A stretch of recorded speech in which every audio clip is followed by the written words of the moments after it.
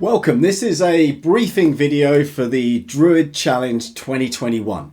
And in this video I want to basically give you as much information as I can about the event, about what to expect when you turn up at the event, how we're going to look after you, the COVID policies we've got in place, and the safety procedures throughout the event. So please listen to the video all the way through. I'll try and keep it as quick and brief as I can.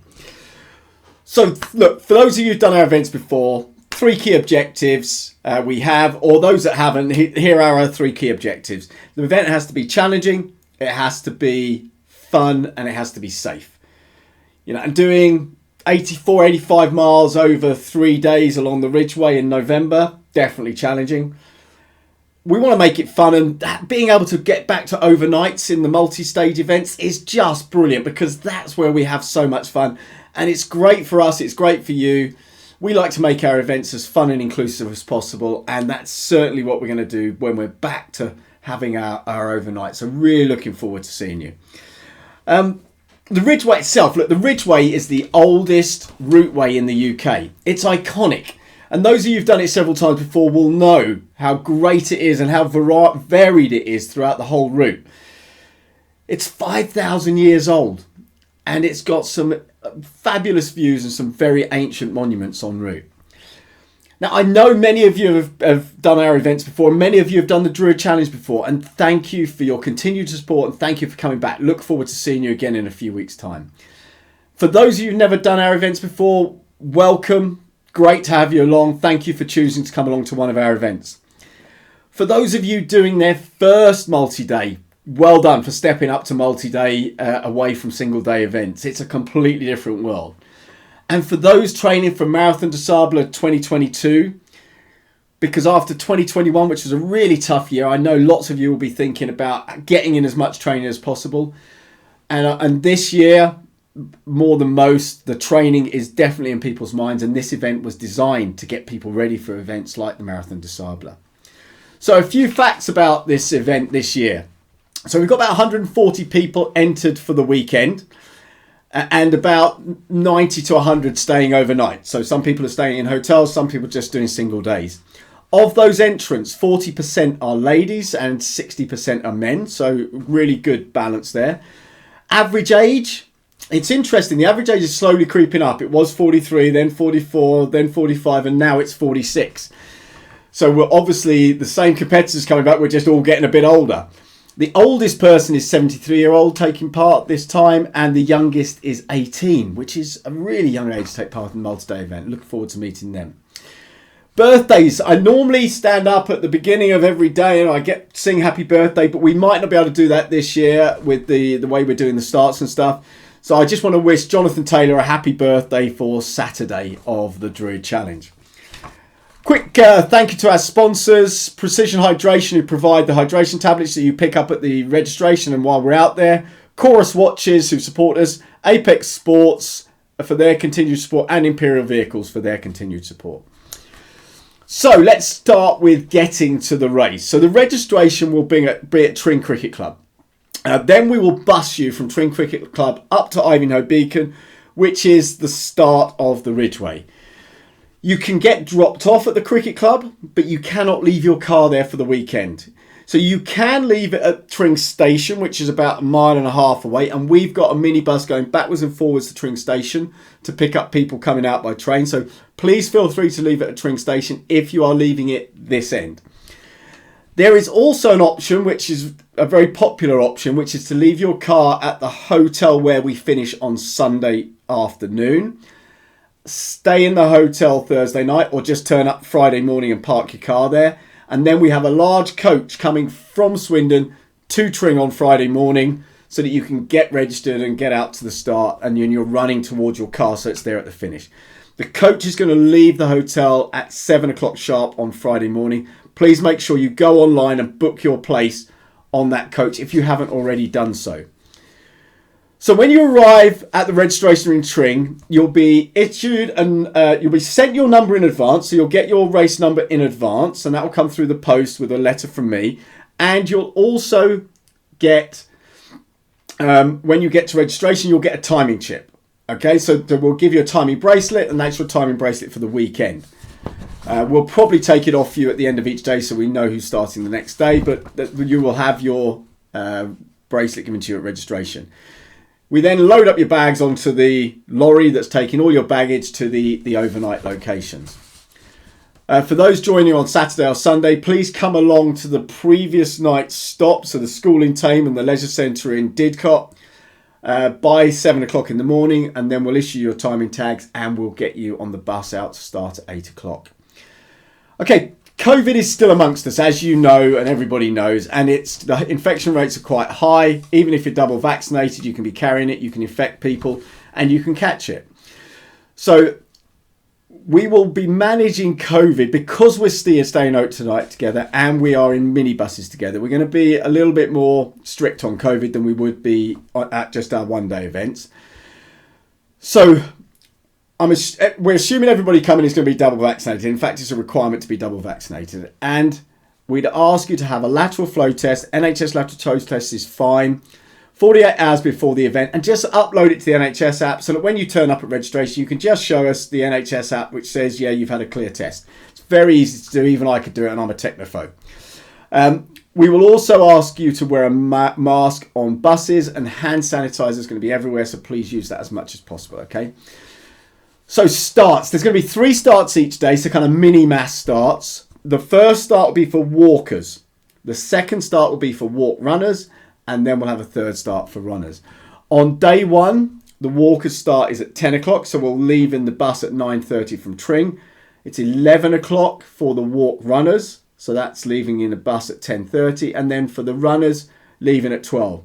It's really important that on the first day, you're in the right group. So if you're going to be running in a speed of less than 6 hours, you need to be in that runners group, not in any other groups, because you're going to finish too early, the school won't be open, the finish won't be open. So we've got to manage it very carefully on the first day. And on the second 2 days, day 2 and day 3, we will allocate your start time based on your finish time from the previous day. So there'll be a third of you going off at 7 in the morning, a third at 8 and a third at 9. And we'll email you out the night before which start you're in. Okay, the ground. The ground is undulating over tracks, paths, byways, a little bit of road, uneven, muddy, slippery, chalky, usual sort of terrain you'd expect in winter running. So it is going to be very slippery on the chalky sections, especially where it's exposed chalk, which you will know if you run in the Chilterns. And there are sections that are going to be very muddy, especially after the rain we've had recently. It's too far ahead to determine what the weather's going to be, but typically it's going to be damp at some point over the weekend. It's going to be chilly in the mornings, and hopefully we'll get a bit of sun later on in the day. But you do have to make sure you take enough layers with you, that you've got your waterproof with you, and that you have enough to keep you going so that we don't have any issues with hypothermia or dehydration because you haven't delayered as well. So we'll keep an eye on the weather and we'll send an update out nearer the time on that. So the race format is dead simple. It's a straight timed run.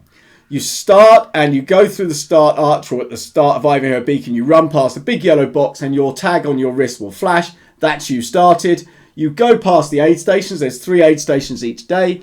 And en route, you will be your tag will be registered, and that will be fired up to the website where people can track where you are. When you get to the finish, same thing. You go for the finish arch and your tag will flash. That's your time finished. Simple as that. You route information and hazards. Okay, so you're following the Ridgeway all the way. The Ridgeway is signed by finger posts that say Ridgeway and an acorn, which marks a national trail. There are white acorns on posts and on signs all the way along the Ridgeway. You'll see some plastic circular signs with Ridgeway and a black acorn.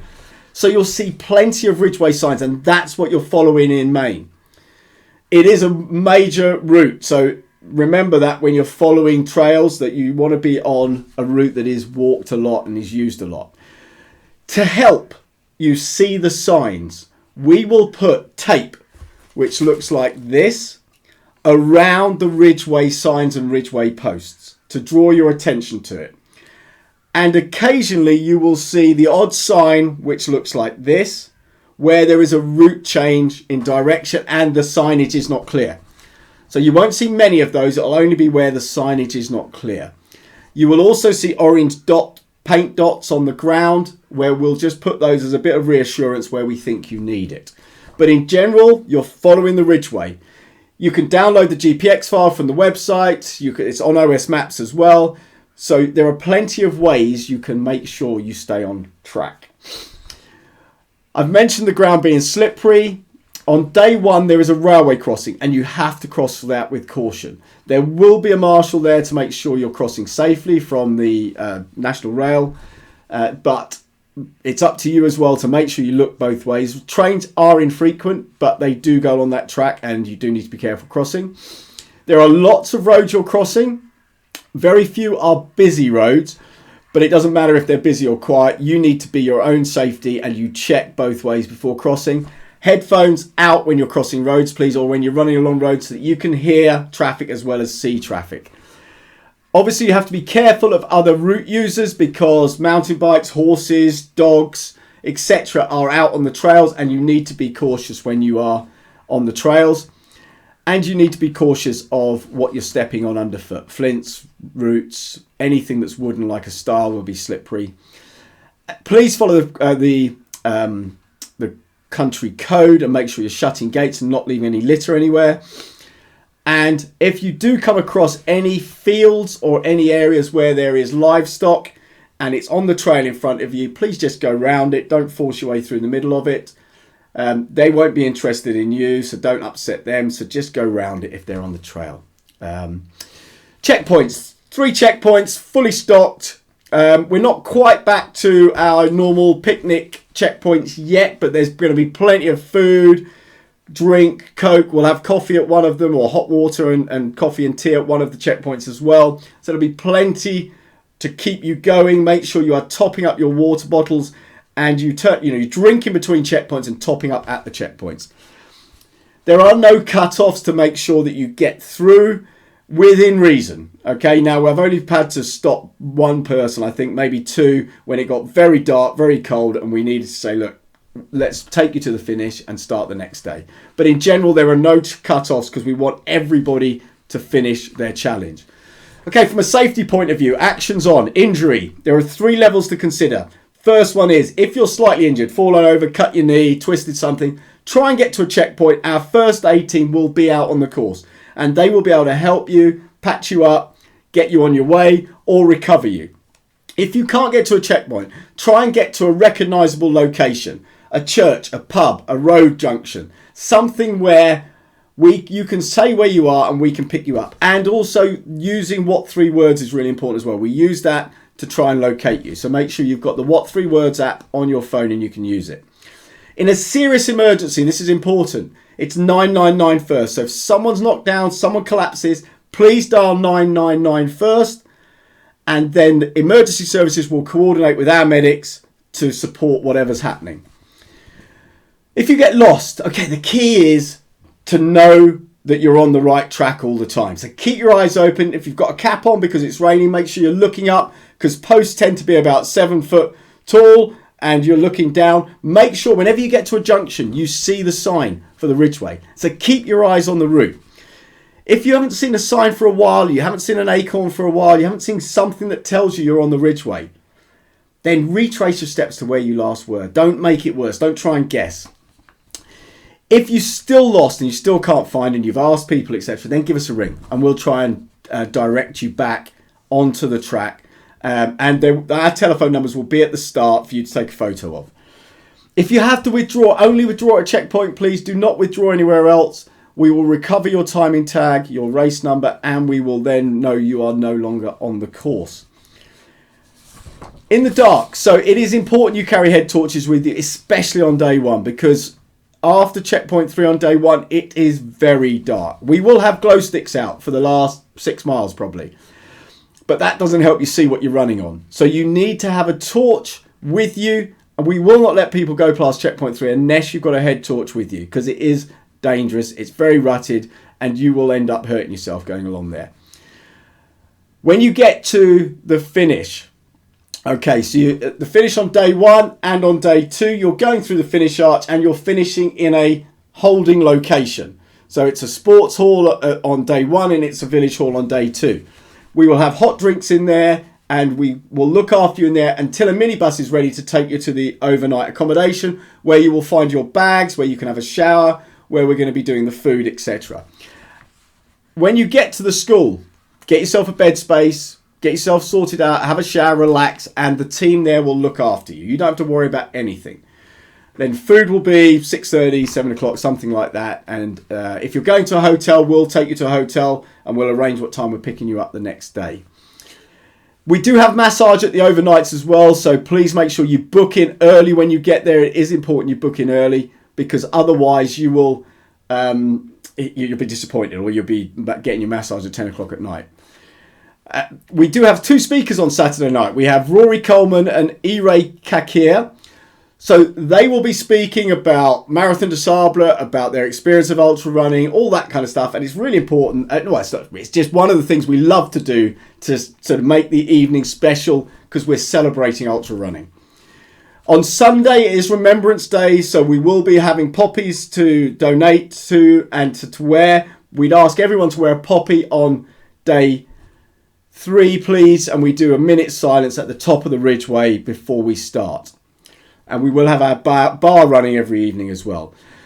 So when you get to the finish on day 3, you're in a hotel. It's a lovely hotel, nice showers. We'll get your bag and you could get you off to the station at Swindon, or you can pick up your car and off you go.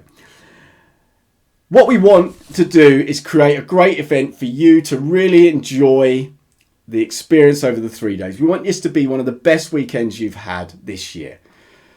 So anything we can do over the weekend to make it better, please let us know. And please be careful out there on the route when you're running. And if you've got any questions beforehand, please let us know. We don't come into the weekend not certain of something. We'd rather answer the question up front. Thanks for listening, and look forward to seeing you at the start of the Druid Challenge.